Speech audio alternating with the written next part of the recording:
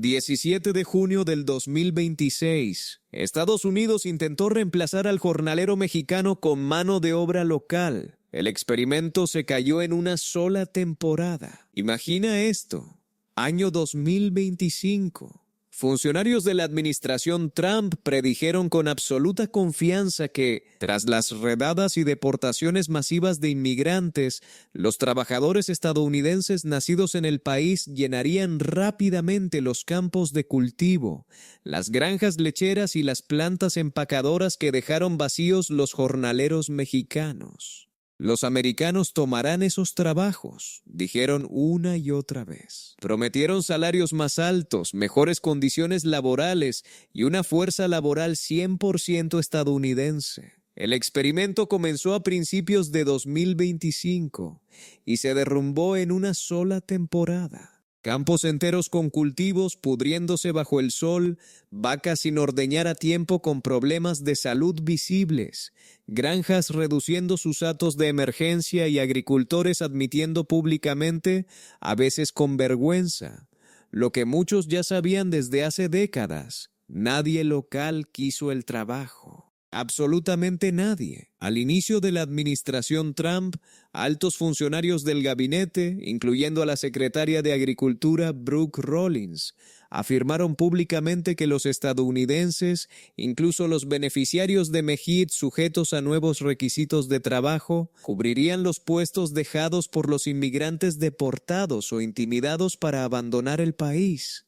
Prometieron que las deportaciones masivas elevarían los salarios y atraerían mano de obra local hacia los campos. Rollins declaró según Politico que las deportaciones masivas continuarían pero de forma estratégica. Y estamos orientando la fuerza laboral hacia la automatización y la participación 100% estadounidense. Con 34 millones de adultos sanos inscritos en Medikit, deberíamos poder hacerlo con bastante rapidez, afirmó con seguridad. Esa fue la promesa oficial, pero la realidad en los campos fue completamente diferente. En octubre de 2025, el propio Departamento de Trabajo de Estados Unidos reconoció en una propuesta de reglamento federal que la casi total paralización de la entrada de inmigrantes ilegales, combinada con el aumento de la aplicación de la ley de inmigración vigente, generaba disrupciones significativas en los costos de producción y presentaba un riesgo suficiente de escasez de alimentos inducida por una crisis de suministro. Es decir, el mismo gobierno que prometió que los estadounidenses llenarían esos puestos estaba admitiendo en documentos oficiales que no había suficientes trabajadores locales disponibles y que la situación amenazaba la producción de alimentos del país. Déjame repetir eso. El gobierno reconoció oficialmente que su propia política migratoria estaba poniendo en riesgo el suministro de alimentos. Los datos concretos del fracaso son demoledores. En el programa de visas H-2A, que permite a empleadores agrícolas contratar trabajadores extranjeros temporales, los empleadores están obligados por ley a ofrecer primero los puestos a trabajadores estadounidenses. Históricamente, menos del 2 al 5% de estos puestos son cubiertos por locales y la mayoría no completa la temporada completa. En 2025, de cientos de miles de posiciones agrícolas anunciadas formalmente, solo un porcentaje mínimo, a veces menos del 1%, fueron aceptadas por estadounidenses. Y de esos que aceptaron, muchos abandonaron después de días o semanas, simplemente no regresaron. Pregúntate algo. Si te ofrecieran trabajar 10 o 12 horas diarias bajo el sol, agachándote constantemente, cargando peso, expuesto al calor extremo o al frío intenso según la temporada, 7 días a la semana durante meses, incluso con un salario ligeramente superior al mínimo, ¿lo tomarías? La respuesta de la inmensa mayoría de estadounidenses fue rotundamente no. En las granjas lecheras, donde el trabajo es durante todo el año sin descanso porque las vacas deben ordeñarse todos los días sin excepción, los inmigrantes representan aproximadamente el 51% de toda la mano de obra del sector, y producen alrededor del 79% de la leche nacional. En estados como Idaho, los inmigrantes representan hasta el 90% de los trabajadores lecheros. En Wisconsin, el principal estado productor de lácteos del país, la cifra ronda el 70%. Cuando comenzaron las redadas de inmigración y el miedo paralizó a las comunidades inmigrantes, las granjas reportaron pérdidas de entre el 30 y el 60% de su personal en cuestión de semanas. Algunos agricultores tuvieron que ordeñar vacas con ayuda de sus propias familias, incluyendo esposas e hijos, o cerrar operaciones parciales vendiendo parte de sus rebaños. En Pensilvania, según reportó Politico, varios ganaderos lecheros que dependían de trabajadores indocumentados vendieron sus rebaños completos porque simplemente no pudieron encontrar trabajadores interesados, ni locales ni extranjeros con visa a tiempo. En California, durante el verano de 2025, algunos campos enteros no se cosecharon porque muchos trabajadores agrícolas se quedaron en casa por miedo a ser detenidos, según Reuters.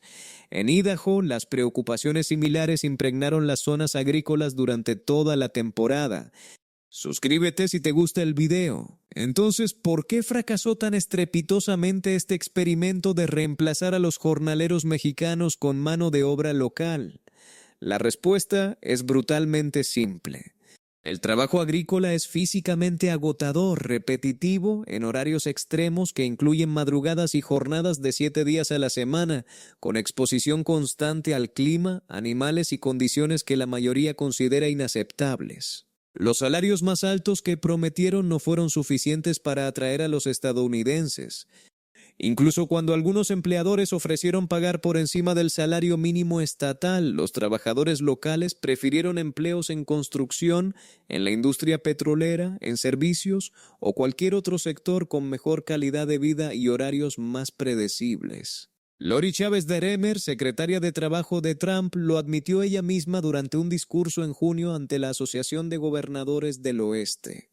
Me encantaría que los estadounidenses quisieran hacer esos trabajos, dijo según The Packer. Les puedo asegurar que ninguno de los estadounidenses que conozco quiere hacer algunos de estos trabajos. Esa declaración de una funcionaria de alto nivel de la administración Trump contradice directamente la narrativa oficial de que los estadounidenses estaban ansiosos por tomar esos puestos. Los granjeros, muchos de ellos votantes republicanos que apoyaron a Trump, reportaron consistentemente la misma experiencia.